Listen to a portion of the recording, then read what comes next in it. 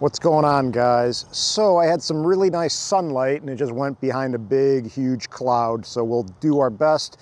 It's windier than I anticipated today. There's 30-mile-an-hour gusts. I have my Enterprise Evo 2 Pro 6K with me, and I figured just do a quick little video on how to hand land the Evo 2 Pro 6K, or the Evo 2 Pro Enterprise, I should say.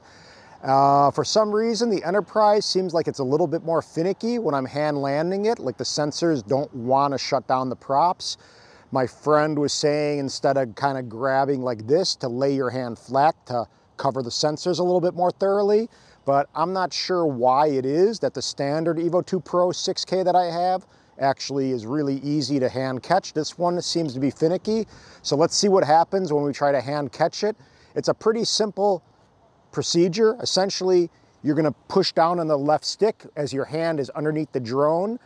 It will kind of detect your hand and it will slowly, in theory, lower down. You grab it, but this one I'm going to try to keep my hand a little bit more open so it covers the sensors a little bit more thoroughly, and then hopefully the props will stop and stop spinning. But usually you just press down and continue pressing down and it will be one simple little motion. But we'll see what happens with this guy. We'll get it in the air and see if we have any luck. So same kind of thing, start the drone.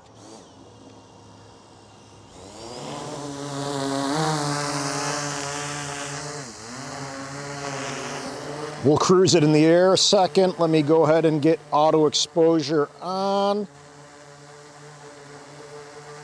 There we go. I'm gonna get the drone up a little bit higher for a second. Situations where you're gonna wanna, let me get this thing higher, your props are making a lot of noise.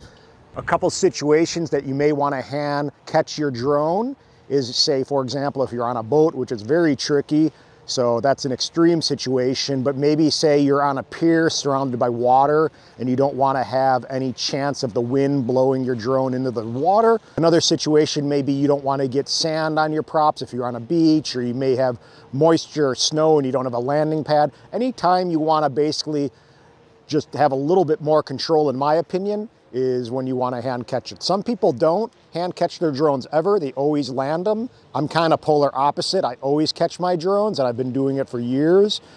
Autel did say that they don't suggest to hand catch the drone because it's not actually meant to detect your hand. It's meant to detect the ground. So there is that. So I'll throw that out there. But there really isn't any issue. I guess one of the key things is not to panic. If the props don't stop spinning, just relax and basically push up on the left stick, get a little altitude and release the drone, and then maybe try again. Or if you really are nervous, just go ahead and land the drone on the ground somewhere safely. So let's go ahead, bring the drone down a little bit.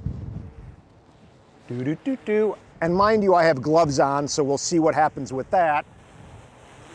And I've always had little issues with the Enterprise, for whatever reason, being a little bit more finicky. So I'll try to just catch it the same way I normally do. So let me kind of get it a little bit closer. If you want, you can disable obstacle avoidance. That can be something that can be helpful. You just place your hand out and then just press down again on the left stick and grab the drone. And as you see, the props aren't stopping, so don't get nervous. What I'll probably do is just push up on the left stick and get altitude again.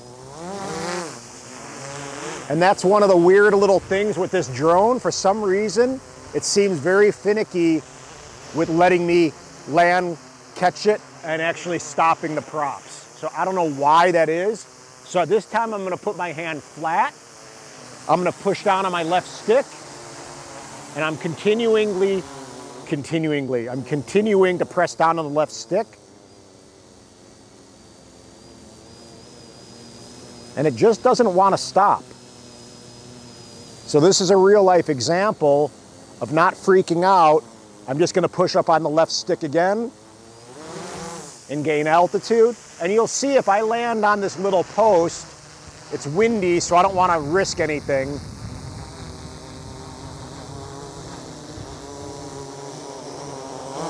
Yeah, I don't want to risk it.